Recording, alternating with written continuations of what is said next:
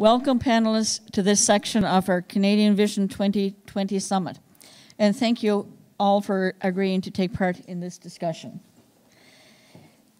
Today we're going to have some lively discussions on the white paper, Living with Vision Loss, and the comments we've received from the over 350 individuals who filled out the survey. And all three panelists are living with vision loss, as well as your moderator, Louise. This is a great topic for the year 2020.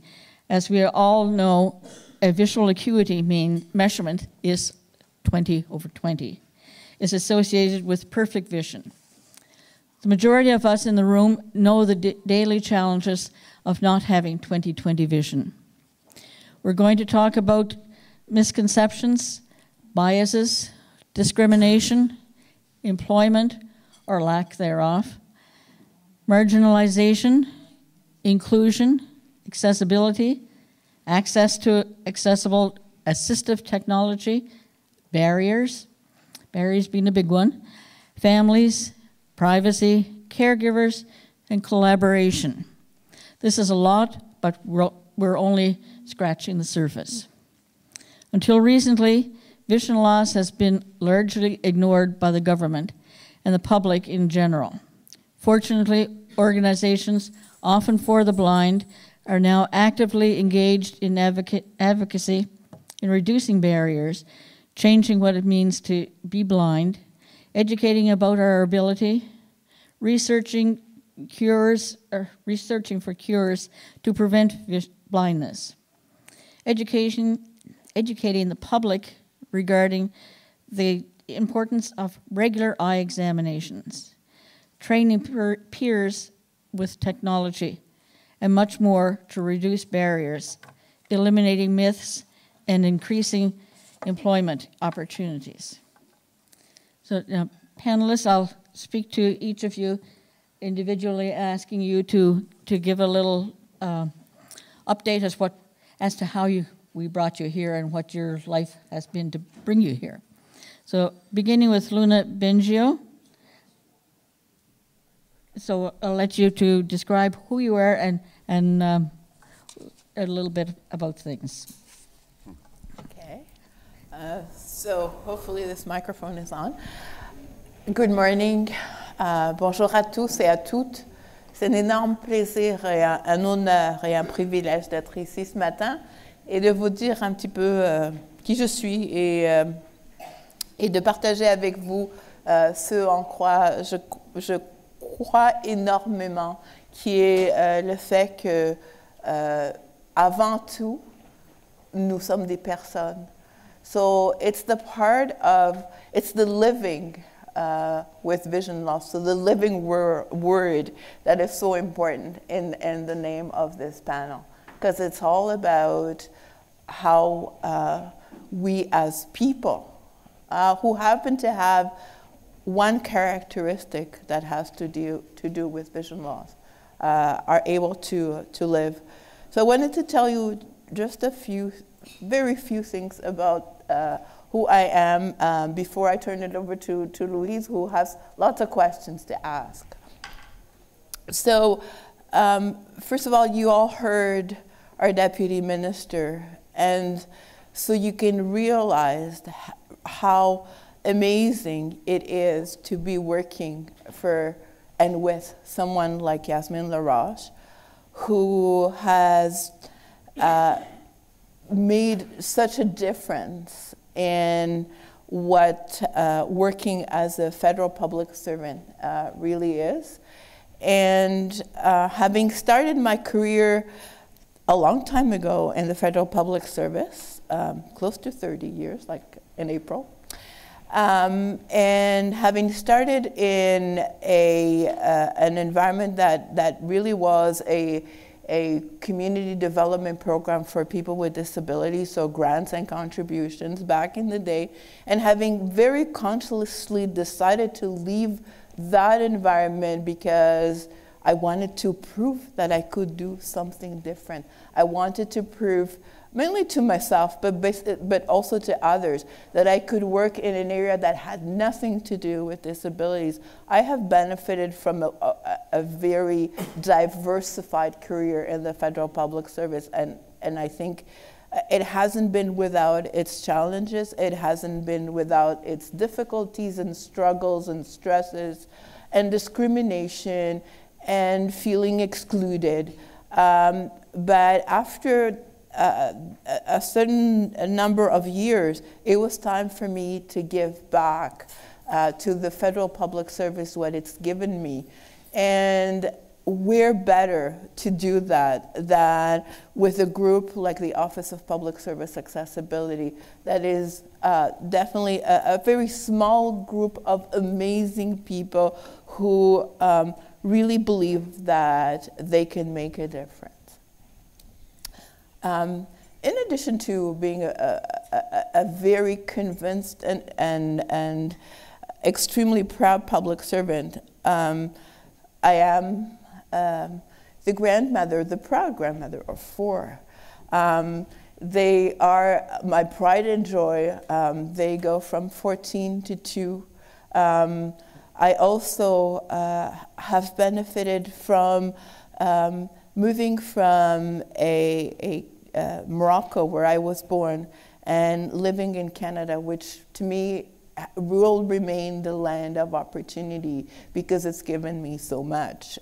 Because growing up in Morocco, unfortunately, I didn't have any role models of people who had vision loss but still were successful and could do things. The models that we saw, that my family saw, were models of people who had no livelihood and no opportunities. And having benefited from a family that believed in the power of education and having been encouraged to study, I can tell you my father was not happy if I didn't get the best mark in the class. That's the kind of environment I lived in. And that's given me really an amazing opportunity to have a meaningful and productive life. So I think that what I want to say is the importance of especially for young people now who have vision loss, to focus on education. It's not easy. The books are not always accessible. The classes may pose barriers, but education is the way of the future. It's the way to employment. It's the way to really achieve a meaningful and productive life. Thank you, Luna. Now we'll go, rather than in the way that the participants are sitting here, we'll go to ladies first. So, Samantha. Hi, is this, oh, perfect, it's on. I'm Samantha Moore. I came to FBC through the National Young Leaders Program about 2 years ago. I started as just an attendant, and I got to know the program and all of the people, and it was just really amazing. And then for 2019, I was invited to be a co-chair, so I got to have this amazing role in helping to plan some of the summits. And then some opportunities actually came up, and I was able to work with the team from the office full-time for most of 2019.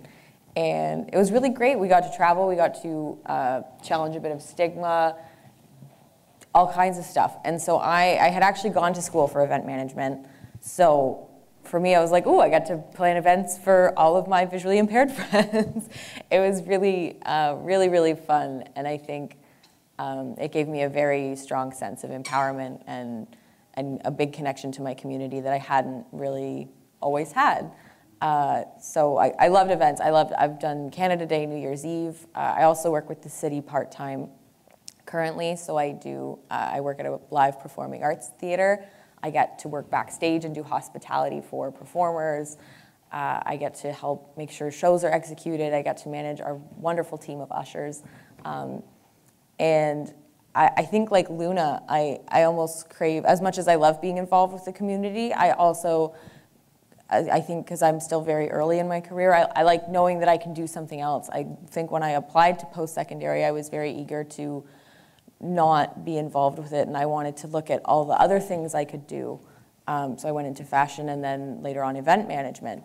And I almost think I discovered in school that one of the reasons I loved event management and I loved events and I loved people was because as someone who was visually impaired and an only child, I sort of felt this isolation, which is also talked about in the white paper. You kind of feel like you're just the only one dealing with a lot of those issues, which also sounds a little sad. I want friends, so I'm going to be an event planner. But it definitely shaped, it's a part of me. It shaped who I was and what I wanted to do for a living. And yeah, that's really what brought me to FBC, was just that sort of chain of events through volunteer. I still get to volunteer with them, which is awesome. I get to come out to stuff like this and meet awesome people like you guys. I haven't met too many of you yet, but that will happen, I promise. Yeah, I've had awesome opportunities to do advocacy in film and commercial. I've gotten to do photo shoots with Dove for them promoting women who have vision loss, which, fun fact, not in America, but it was apparently, I have a face for the Netherlands, so they, apparently I appeal to that market. America doesn't like me that much, but Netherlands, and then I think Europe. So that was, flattering, Europe. So yeah, I got to do that. I've gotten to do In the Dark. I don't know if anyone's heard of it. It's a CW network show. I got to do some extra work on that, and a lot of places now are starting to see that there hasn't been representation for a very long time in whether it's media or the workplace or just day-to-day conversation. There isn't really a lot of representation of people who are visually impaired, or there's a very strong stigma with what those people look like. Apparently we look like one thing. People are very quick to tell you that. You don't look blind, I mean, you didn't look not that smart, but here we are. So yeah, even though the vision comes with a lot of stress and other negatives, there's also a lot of positives. There's a chance to educate and a chance to get to see different people and try a lot of different things. Like, I never would have gone into film. That's not a thing I do. It's just other opportunities I've gotten to be a part of because I have this unique perspective, and it's nice to know that they're taking real people who do live with vision loss or blindness or whatever word you would like to use. I want to know what word I'm allowed to use sometimes. I can't keep track with all the terms. But it's nice to know that people are starting to move in that direction of wanting to have us around, I guess, if that makes sense. Yeah, that's me. Okay, thank you, Samantha. Next is Albert Ruel in the center. Thank you very much. I'm going to, don't be fooled by my name. Je m'appelle Albert Ruel, mais aujourd'hui, je vais vous adresser en anglais. I do that because, first of all, I don't want to embarrass myself or confuse you. So we'll just stick with English. French Canadian growing up on the West Coast just doesn't get all that close to the roots, if you know what I mean. So how did I get here? I was one of those sighted kids for 20 years. How the heck did this happen? I think the statistics show that, 58% of us wear glasses and contacts at some point. I went from perfect vision to no vision, never did need glasses. It just didn't help. So in my early 20s, I started to lose some vision. Living on the West Coast on Vancouver Island, you could get a job in the forest industry at age 18, and you didn't have to have a grade 12 education. So of course that, you hightail it for the bush as soon as you can. So when I started to lose my vision in my early 20s with only a grade 10 education, it didn't open up an awful lot of opportunities. So that forced me to sort of rejig and go back to school and get some college diploma and a certificate. And then I landed a job just purely by accident in the blindness field, and worked for CNIB for 14 years and worked since then in a variety of not-for-profit organizations, either in the peer mentoring role with consumer groups, or funding assistive technology for persons with in a cross-disability organization. And of course, now doing the very best job I've ever had, having more fun than you can imagine. And next, I'll be hitting my boss up for a raise. But so working in assistive technology for the Canadian Council of the Blind has been the most fun I've had, because I get to play with toys all day, and help other people find a degree of comfort and some forward motion toward independence and self-reliance. So, and what is the background that gets us to where we end up? I'm a firm believer in the notion that the decisions we make along the way put us on the paths that we travel. And I don't know how I tripped upon it way back early. I think I was around 23 years of age, had lost vision in one eye altogether. They were managing to Band-Aid the other one together with laser treatments, so they gave me another 10 years of diminishing functional vision. But I was, as many of us are when we start this journey, very angry and very hurt that this would be happening, and of course lashing out at the people closest to us. And I stood one day and wondered, looking at the ancestors in my family, thinking that, oh my God, I'm going to do this for 80 or 90 more years. And I decided that being that miserable and that grumpy for another 70 or 80 years just wasn't going to bring peace, ease, and palm trees. And so I made just a conscious decision that day that no matter what would happen going forward, happiness was going to be the goal that I would try to achieve. And I had no idea just how important a decision like that is. And since then, through all of the things that I've done for work and for pleasure, that's the goal that I've always strived for. That's the thing I'm always hoping that I can coach my clients and our customers into striving for. It just makes the whole thing a whole lot easier. And one of the really key elements at a French Catholic family, there was only 15 kids in our family. But I often, when people say, you know, oh my God, you've lost your sight, how terrible is that? And I said, no, it's quite okay. I've got two very ugly brothers, and I don't have to look at them. When I tell that story in the family, they all look at each other. They still don't know which ones I'm talking about. But so that's who I am, and assistive technology and moving forward and having fun is all that there is, isn't it? That's about right, Albert. Okay, so now thank you all for your insight on how you got here. Now we begin with some of the questions that were brought forward through the white paper. And the first one, how can we better overcome the misconceptions, stigma, and the effects of such, including isolation, falling through the cracks, for those living with blindness since birth and those who have lost their sight later in life and are now experiencing a loss of independence? So maybe Luna, we'll start with you for that one, please. That's a very, very broad question. It is.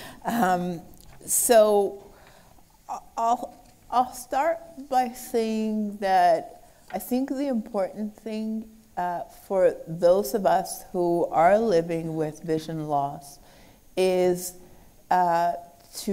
to recognize that there is a personal effort to be made and to be invested if we are going to contribute to overcoming that stigma and that discrimination. Because, you know, people tend to, first of all, people tend to hire people who are like them. So that's well recognized. So when you are facing a potential employer and they look at you and they see that, you know, you have vision loss, very often it's inevitable. They're going to project themselves into that situation and they're going to say, oh my God, if I couldn't see, I couldn't do this, I couldn't do that, and I couldn't do the rest. And so that's the immediate reaction. So how to overcome that is going to take a lot of effort and a lot of opportunities like this one, like opportunities to be out there in the media, to be out there on the social media, anywhere, and to say, you know, I am a person, I am a competent professional or a competent volunteer or whatever it is that I am, and I am not just my vision loss. I am an individual, and to really continue to project that image and to be, to continue to be, to serve as role models for those who, you know, those younger people who are diagnosed at a young age and who are wondering, well, what profession am I going to do? So to try to be not only a model to them, but also a model for society, telling our story. Like, the power of storytelling is so incredible. So being able to tell our story, being able to have this opportunity, for example, to tell our story with the researchers, with other people who are involved in this field, but are not necessarily living with it, is so important as well. Thank you, Luna. Samantha, for you. Marginalization occurs readily in the job market. We know that Canadians with vision loss are underemployed or unemployed for many reasons. How can we change the attitudes of employers and educators with respect to their current perception of people who are blind or partially sighted? That one is a challenging one because I have, half of me always wants to say, you know, it starts with you. When, as a visually impaired person, if you're going into an interview or if you're going to an event, it's kind of, no one else is going to do it, so you end up advocating for yourself a lot. And as much as I think that's a huge part of getting awareness out there and educating people, I also think businesses need to do a little more research and be a little bit more aware of what's going on. Like, Microsoft has this amazing outlook on accessibility, and it's not just, oh, accessibility is good for people who have specific needs. Accessibility makes our product better and easy to use for everybody. Accessibility is something that's for the whole. It's not just for one or two people. So if you make a product that's easy for somebody with one arm to use, you've made it easy to use for somebody who's in a cast for a few weeks, and you've made it easy to use for a mom holding a baby, and you've broadened what you're able to do. So as much as I want to say, you know, there's a lot that you can do in yourself to go into an interview and quickly turn it around, there's also stuff that businesses can be doing. But yeah, as far as from your own perspective, as someone who's visually impaired, like, I've gone into interviews before with events, like you're setting up pipe and drape, you might be dealing with wires or be in more of an industrial area sometimes. And I had somebody ask me once, oh, you're visually impaired, or is that a trip hazard? Are you gonna trip over wires and stuff? And I said, oh, I said, I'm sorry, I didn't realize that you didn't have a safe workspace. Last time I checked, wires should be taped down. And they were like, oh. And it just, you have to be ready. And it's so easy to think of that after the fact sometimes. So even if you don't say it in the moment, don't beat yourself up, go home, think about it, and think about how other situations could relate to that, and then be ready for the next time. Be ready for when someone is saying, oh, you can't do this, or you can't whatever. You know yourself best. And yeah, for some people that may not work, but for you, if you know what you are capable of, think of the best ways to explain that to an employer or to family and friends, and to advocate for yourself. So either of the other two panelists have anything to add to that? No? Okay. You covered it. Great. I thought she did too, but just wanted to check. Okay, for Albert, how do accessibility and the Accessible Canada Act play into this? How can we best empower, expand, and enforce the Accessible Canada Act? To be blunt, how do we give it teeth? Oh my God, I don't know. Well, I think we've talked about it here, that, you know, the persons with the lived experience, I think when they build this legislation, because I understand it's a framework piece of legislation. So yes, we have to grow something onto it, so it might as well be teeth. We know that they have speed limit signs on the highway just to try and keep some semblance of control. You know, we could just let everybody just do what they want to do, couldn't we? Wouldn't they all just be reasonable about it? Wouldn't they all do the right thing? Well, with accessibility, that's where we've been. We've had voluntary compliance available to businesses and service providers in our community forever, since forever, and that apparently doesn't work or hasn't worked. And so I think we need these road signs. I think we need to be involved as persons with disabilities. The research community, I think I like how the statistical evaluation of our actual lives can help to, to put some numbers on the table. And so now we just need to consult with the community broadly.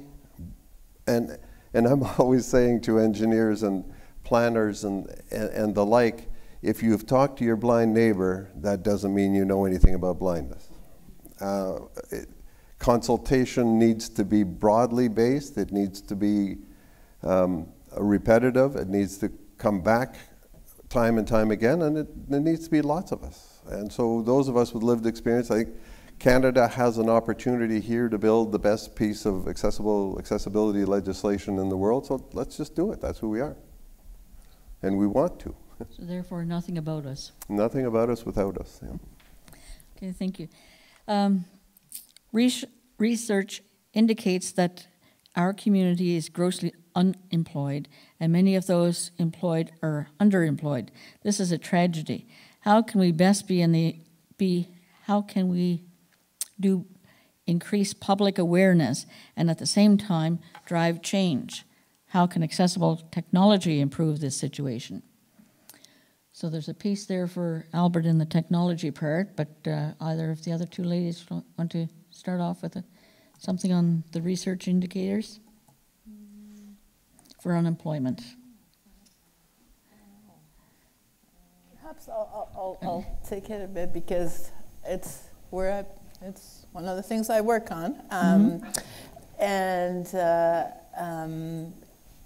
I think we have a ways to go, despite the fact that accessibility is now a lot more talked about.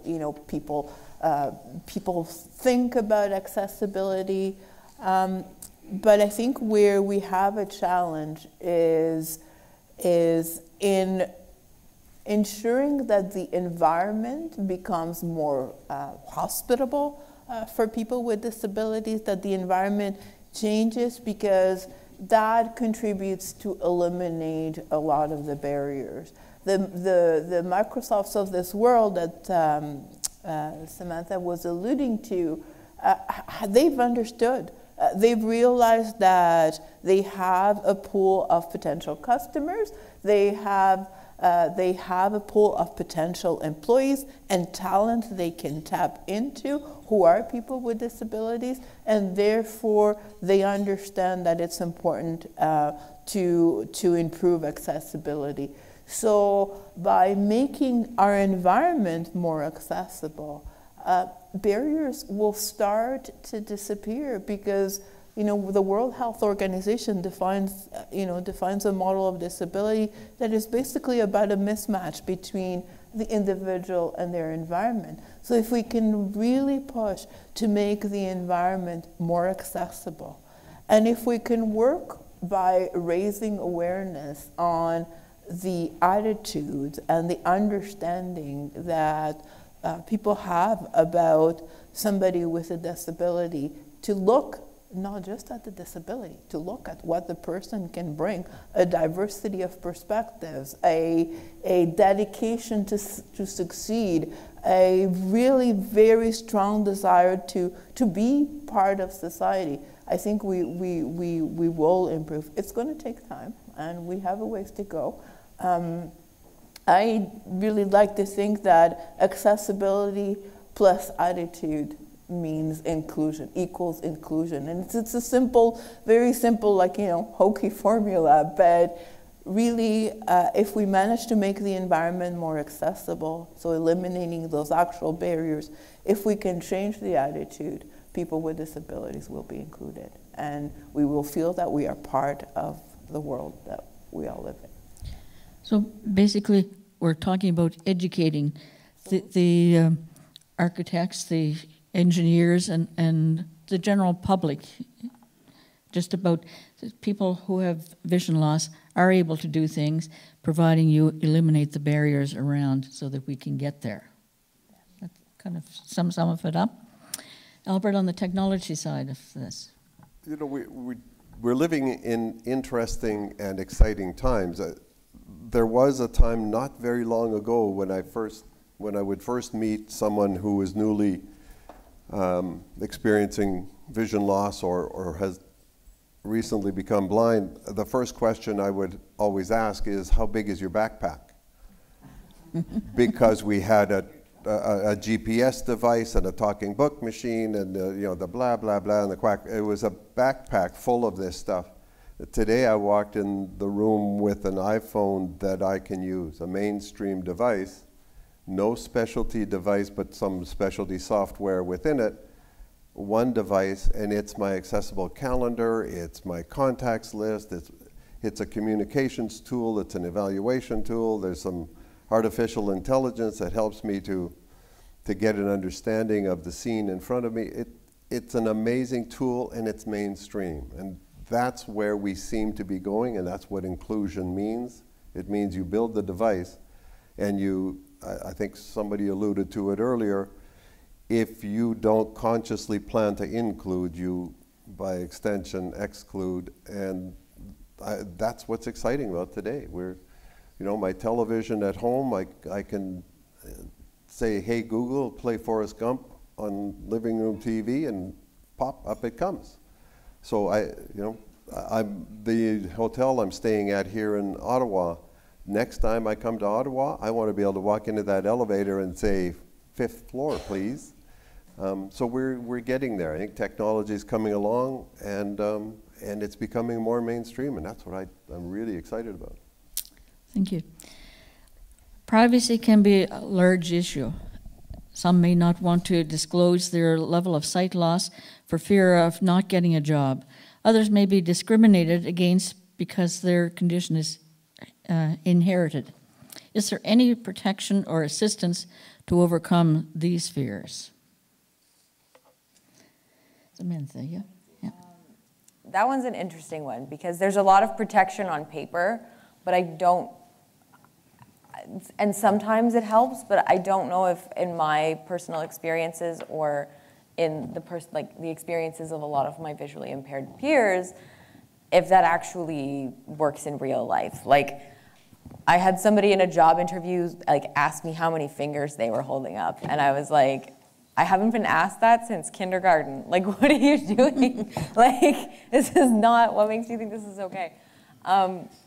So I think, you go on almost any website when you're applying for a job and it says like, da-da-da-da-da, we are an accessible employer. If you need this and this, let us know.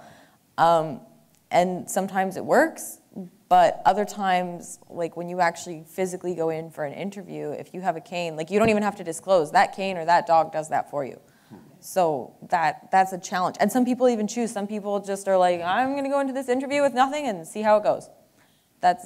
So I think there, and there's good experiences out there too. Sometimes you can even use that interview, like I said earlier, as an educational opportunity and kind of turn it around. And sometimes that'll actually intrigue your employer and make them want to hire you because they're like, wow, this person is thinking of stuff that I've never even considered. But with smaller companies, I think that's also where the issue is because smaller companies, your HR guy is also your front desk person and you see them as soon as you walk in. So there isn't that privacy.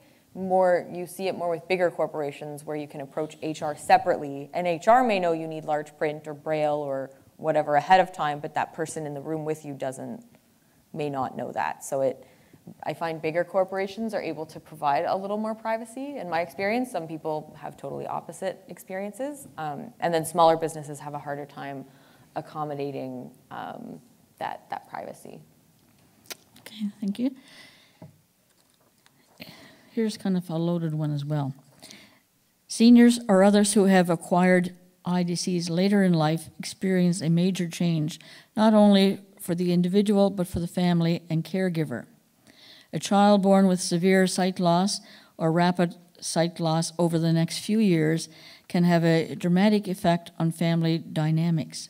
This is where the caregiver needs extra support to keep up with the life of changes.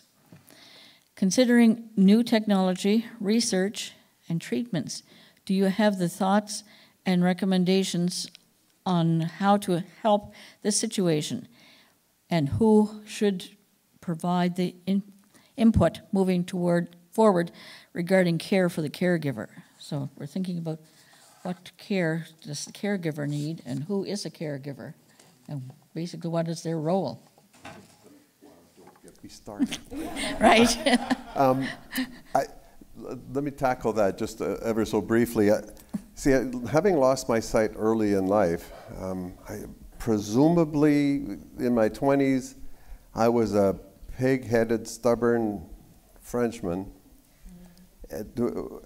And I think if our parents taught us anything, it's to not give up, it's to carry on and find a way, ingenuity and determination. And so in my life, my partner and I, when we first got together, the very first thing I said is, you are not my caregiver.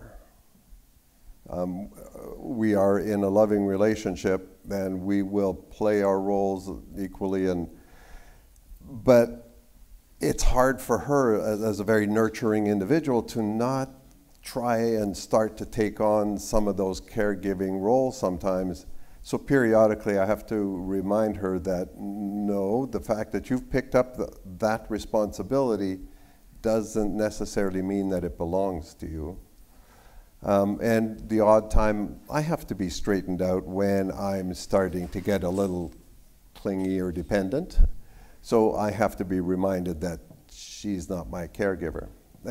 So there's a real dance there to be done. And I think the statistics that we heard about earlier, there's over 50% of us who have other disabilities, not just vision loss. So it's such a complex question. There's so many factors that come to play. So I think, caregiving is a really dicey little place. Sometimes we give too much of it away. Sometimes we take on more of it than rightfully belongs to us. But certainly organizations like ours need to be cognizant of the challenges that, in my case, my partner is sighted. And so we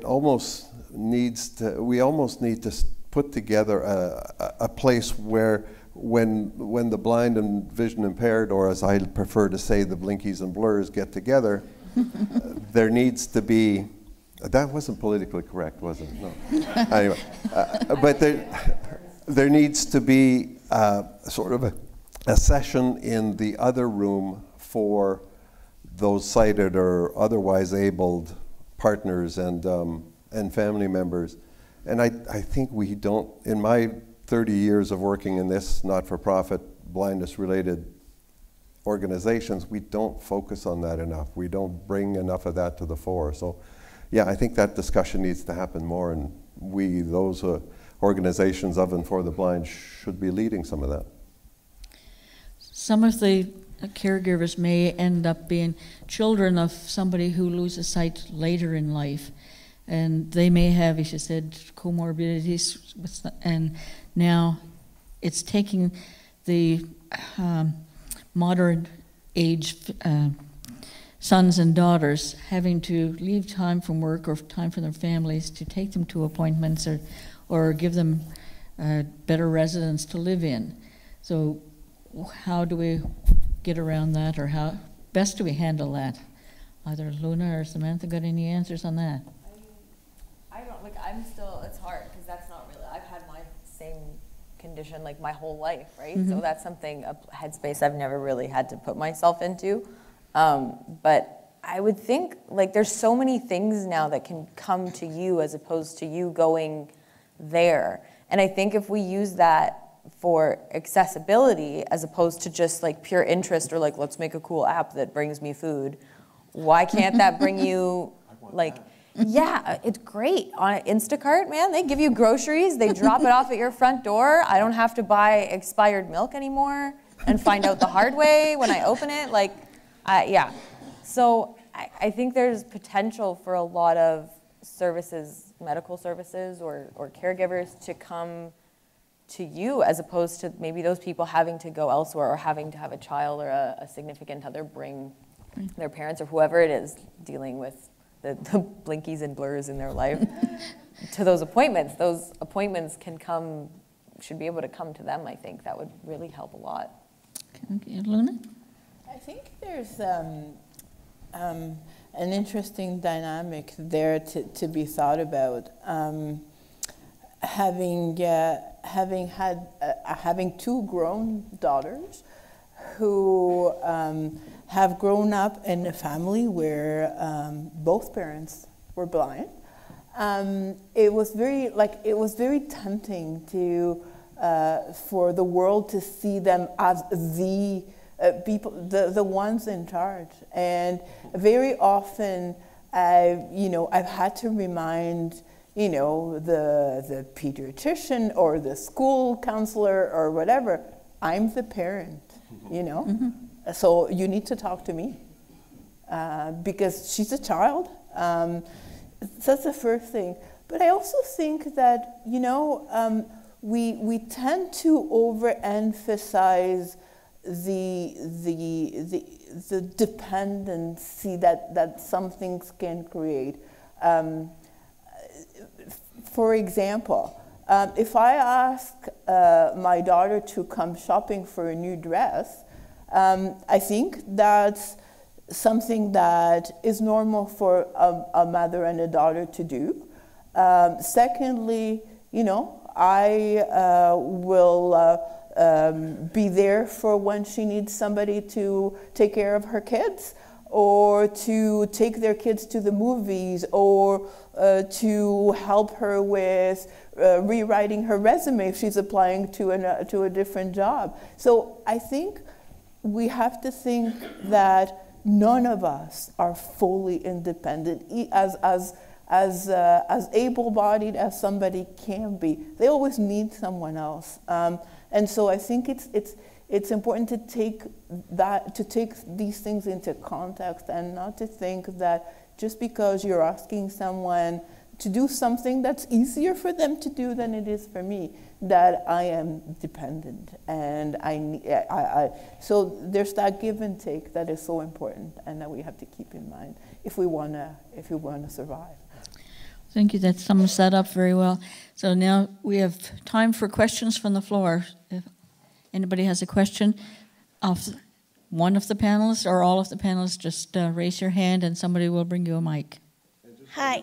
Yeah. Is it on, this mic? Wait. Just. Okay. And Albert, what you can say? Oh, wait, is this on? No, it's I not. can see. Oh, Okay. it's on. Yeah. Sorry. This is a great panel and a great day. I have two comments. One is, I believe that people have, and I grew up, although my life I've been totally blind, I'm proud of it. I feel happy about it. It's me, it's part of me. And it's a part I wouldn't exchange. I would never exchange that because my life has been so rich because of it. And I don't just mean with all these cool blind people, but definitely things that have happened to me because of my blindness. But there's two things I kind of am interested in hearing about. One is, I think we're perceived in the media and in the world as either superhuman or subhuman. So we're either, Terry Fox-ish, Helen Keller-like people, or we can do nothing for ourselves. We need the caregivers, like given the word of the last speech. We are none of those things. I think what Luna just said, we're interdependent. So we have to get rid of those two opposite polar ends. And that was what I felt. Growing up, I felt, well, I'm not subhuman for sure, so I have to do everything for myself and I can never ask for help, and it would stress me out. So until someone pointed out, you are not superhuman, like you're pretty great, but you're not superhuman, right? So that's one thing I think. But it's been... Over the last couple of days, I've been thinking about how do we interconnect more with the people that are researching, but the people that are the first people to see someone with losing vision, and tell them how we can connect the circle so that they can get them to talk to us. And it's not perceived, you know, as a terrible thing as much as it's an evolution. And I'm really passionate about that because so many people come to get help from me with their tech, and they feel totally lost and isolated, and they don't know where to turn. How do we connect ourselves so that the researchers are talking to those of us who know the blindness path, and the doctors are talking to us, and it's not a tragedy. We're not suffering from blindness. We're not stricken with it. We're living with it. So I'm just curious if any of you have ideas as to how we can better interconnect, how they can use us as resources and support for everybody. Thank you for that, Kim. And just in your word on suffering there, I can recall the first interview I did after becoming active with the Canadian Council of the Blind. The interviewer asked many questions, and then the first line in the newspaper when it came out was, Louise Gillis, suffering from blindness. Well, I'm not suffering from it. There are disadvantages and there are many advantages, but we learn to work with them and ask for help when we need it.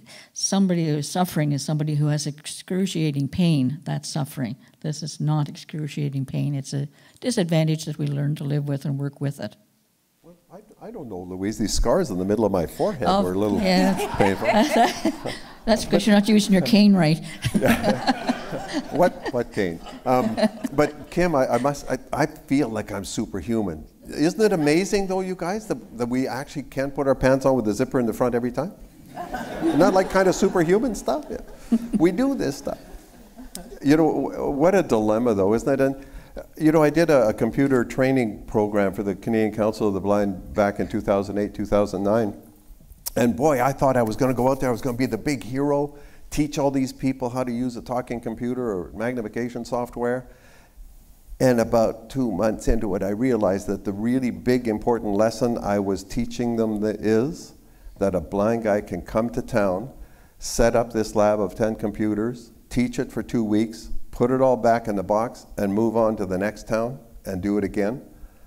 That lesson was by far the greatest gift that we gave all of those couple of hundred people who came to our program in that time period.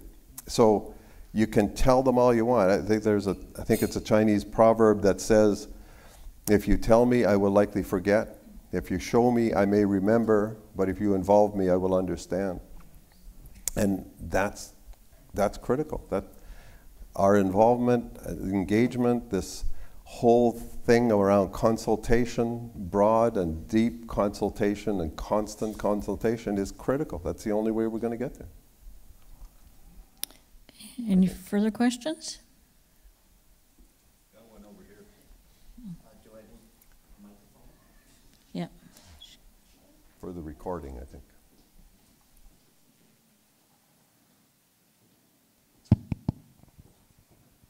I'm going to direct this question to Albert, but, oh, sorry. Do I need to, there we go. I can never tell. I'm going to direct the question to Albert, but obviously all three of you are welcome to jump in on the question.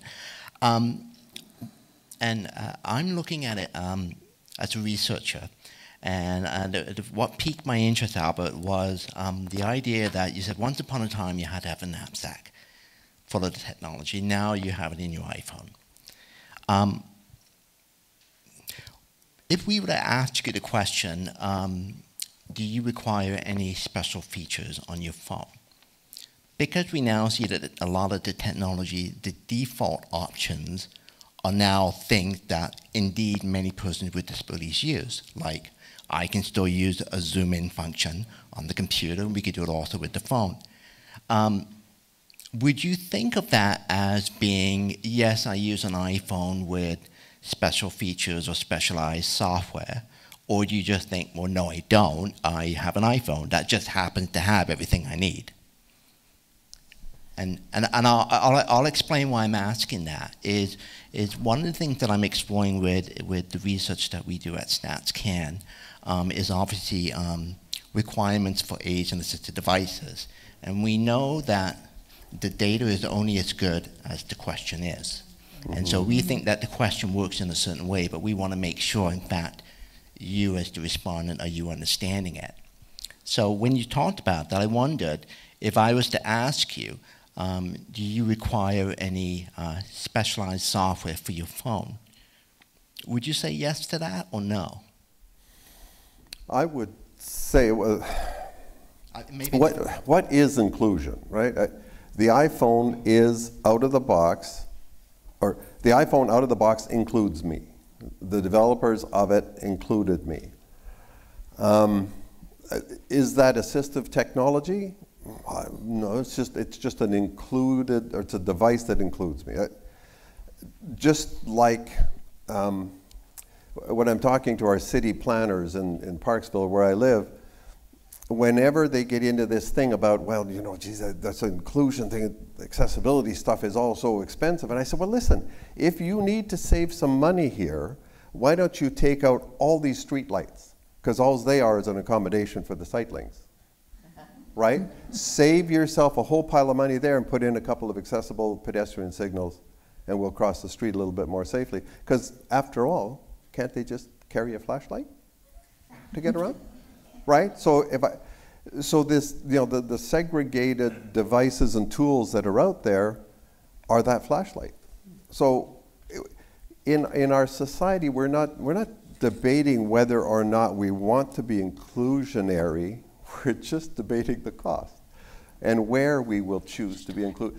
So no, I don't see my iPhone as an assistive device. Yes, some people have built some software that allow me to do some other things that I wasn't able to do natively with the iPhone. But it's mainstream and it's inclusion, and it's a street light on the street, and it's a porch light on the front of the house so you can see the number. I don't see those things as accommodations any more than you see the street light as an accommodation. Does that make any sense? Did that even answer the question? That was a great answer. Yeah. Because, you know, I'll leave it at that. No, you provided a great answer, because I think what we're seeing more and more as the technology increases, it becomes so mainstream that maybe the question itself of asking, do you have any specialized features, which at the end of the day is what we want to get at, which is, and those features should include things like, do you use a zoom in function as an example? But if you're not saying yes to the question of specialized software, but you're saying no, we could potentially not be capturing that data. So what you're saying is helping me as a researcher to think also of things that maybe to take back in terms of looking at things for content. And by the way, I do use a zoom in feature. It's volume up. Okay, I think we... If I may add one thing, I think it's important, you said it yourself, Stuart, that it's the way in which you ask the question. So, do you use an assistive device? If VoiceOver, which is native to the iPhone and reads, is a screen reader, is considered an assistive device, which I don't consider, because it's a feature of the phone that makes it possible for me to use it. That's not an assistive device. For example, the screen reader on my computer that I use at work, that's, I consider, assistive technology. It's non-native to the computer. It's what makes the difference with me being able to use that computer or not. So that's an assistive device. And I think it's in the way that you define and you pose the question. Okay, I think we're running low on time, so the panelists will be around. So if you have any further questions, you can ask them at that time, either later after the next panel or this evening. We're back here. Thank you for your time and participation, panelists, for this and the important discussion that we have had. I think we've had some interesting facts. So thank you, everybody.